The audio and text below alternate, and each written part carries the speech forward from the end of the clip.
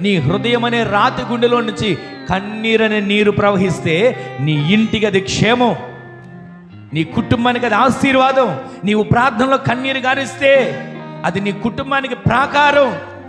అది తెలియక చాలామంది ఏమనుకుంటారు తెలుసా, ఏంటంటే అంత ఏడ్చి ప్రార్థన చేయాలా, అంత ఏడవాలండి ప్రార్థనలో, ఏడకోకుండా ప్రార్థన చేస్తే దేవుడు వినడా అనేవాళ్ళు ఉంటారు.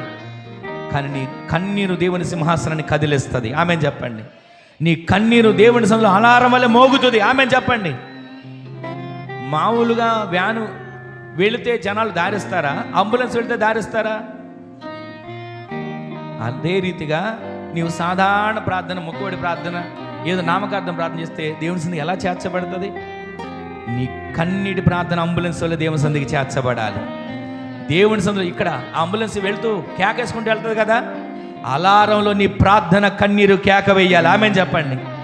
వాక్యానుసారంగా నీవు అనుసరిస్తే, వాక్యానుసారంగా నీవు జీవిస్తే నీవు మహాభివృద్ధి చెందుతావు.